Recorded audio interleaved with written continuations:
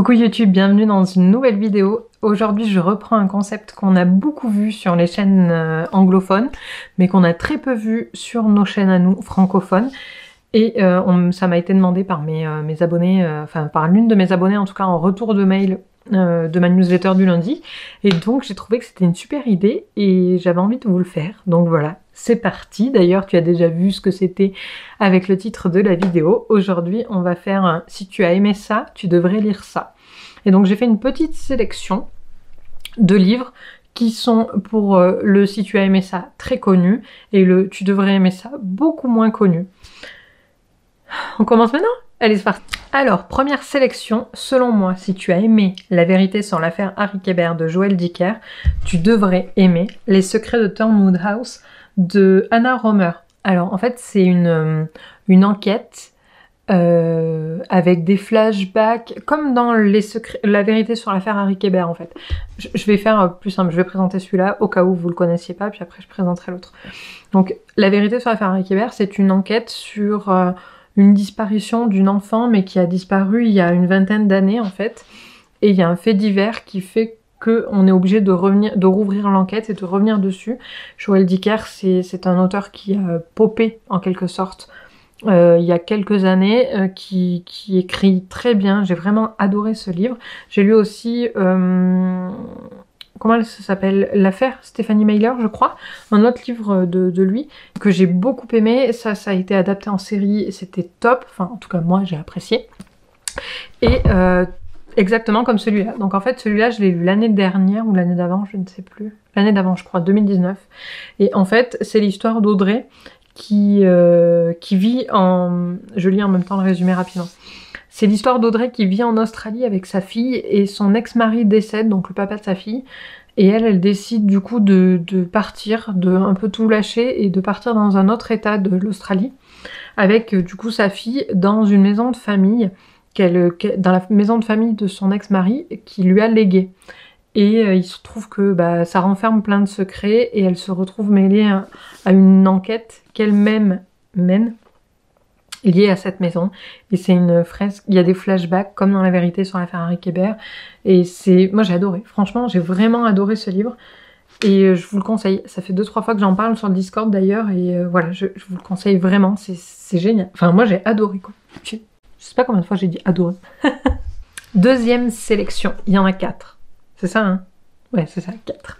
Si tu as aimé Ange et démon de Dan Brown, ou le Da Vinci Code, ou Deception Point, ou Inferno, ou tous les Dan Brown qui parlent de Templiers, d'historique et d'enquêtes liées avec le Vatican, tout ça, ce que moi j'adore, j'ai vraiment adoré ces livres. Je les ai en hardback, c'est des éditions Françoisière je crois, c'est ma maman qui me les avait achetés. Et en vrai il faudrait que je les relise un de ces 4 parce que j'ai vraiment adoré ces livres. Et donc si tu as aimé ça, tu devrais également aimer... Ah mince, j'ai pas pris le bon. Je l'ai lu celui-là. Donc si tu as aimé tous ces Dan Brown, tu devrais aimer Le Dernier Templier de Raymond Khoury. Mon exemplaire est vraiment abîmé, mais je l'avais prêté et on me l'a rendu dans un très sale état. J'étais deg parce que j'aime vraiment ce livre. Et en fait, c'est une série de livres. Donc là, ça commence par une soirée dans un musée. Et en fait, c'est un peu un vernissage quoi d'une expo. Et donc on est à New York et il y a une bande de mecs habillés comme des Templiers, vous savez, avec la toge blanche et puis la croix rouge là, qui se pointent en plein milieu du musée. Donc on est à New York dans les années 2000, hein, franchement, je sais plus exactement quand est-ce que ça se passe, mais ouais, c'est 2000-2010 quoi. Et donc les mecs se pointent sur des chevaux dans le musée, ils tuent tout le monde, enfin pas tout le monde, mais ils en tuent une partie, et ils pillent le musée et ils se cassent. Et donc on a après un flic du FBI qui arrive, qui est chargé de l'enquête, et la conservatrice du musée qui en fait mène l'enquête, et voilà, et on part dans un petit peu comme dans Ange et démon, voilà, c'est le même, franchement c'est pas le même scénario, parce que voilà, mais c'est toujours à peu près le même plot, et j'adore ça, mais vraiment, et là c'est une saga en fait, c'est la saga Sean Reilly, il y a 5 ou 6 bouquins je crois, elle est terminée, et j'ai beaucoup apprécié, et franchement je trouve que on l'a pas assez vendu ce bouquin. D'ailleurs, ça a été adapté à la télé. Le premier livre et le deuxième, je crois, ils ont aussi été adaptés en BD.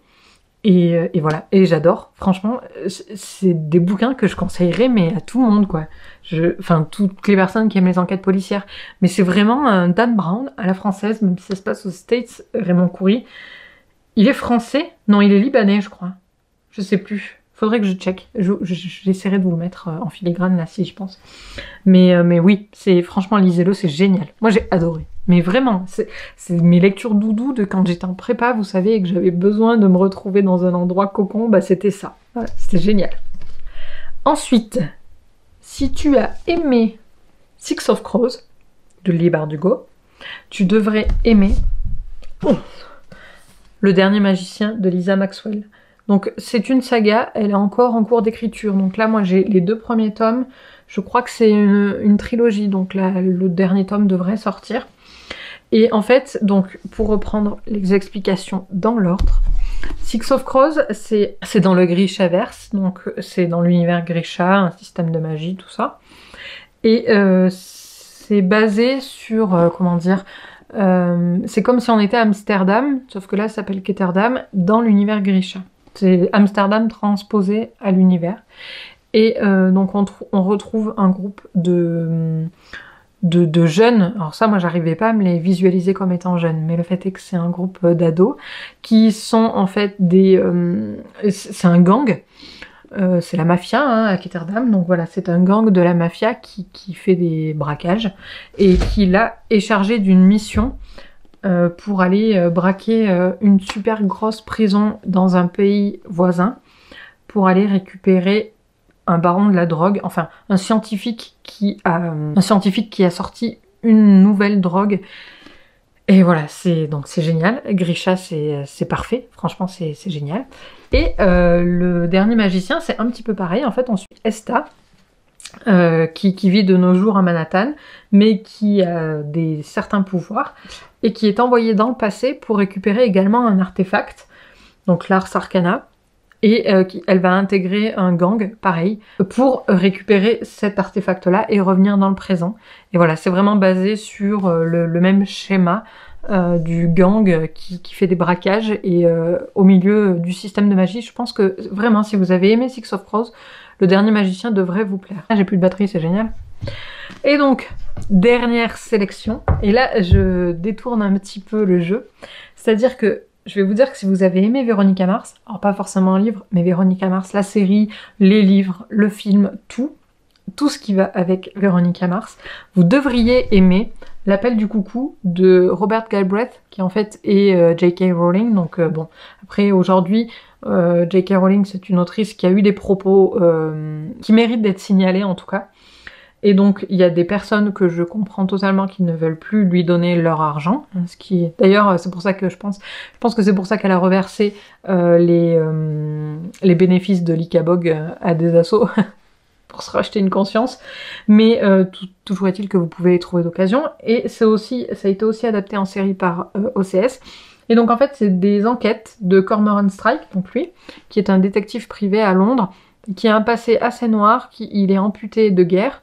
Enfin, il est tombé sur une mine en Afghanistan, je crois, et donc il est amputé, et quand il rentre, il est vétéran, et sa prime de vétéran lui permet pas de vivre, donc du coup, voilà, il se met en tant que détective privé, donc voilà, c'est un peu comme Véronica Mars, c'est-à-dire qu'il est pauvre, il a de gros soucis avec la lutte des classes, tout ça, exactement comme dans Véronica Mars, donc on retrouve toutes les bases, et voilà, c'est des enquêtes, après c'est des enquêtes de détective privé, donc exactement comme Véronica.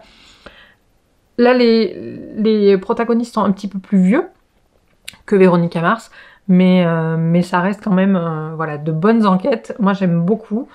Et voilà, si on arrive à faire avec le fait que ce soit J.K. Rowling malgré ce qui se passe actuellement, eh bien, pourquoi pas, moi je vous le conseille. Voilà YouTube, j'espère que cette sélection vous a plu. N'hésitez pas à me dire en commentaire si vous souhaitez que j'en fasse plus, ou alors que je fasse des sélections peut-être polar, des sélections historiques, fantasy, tout ça. J'y pense en ce moment parce qu'on parle pas mal de polar sur le Discord et peut-être que ça vaudrait le coup que je vous fasse des sélections à ce sujet-là.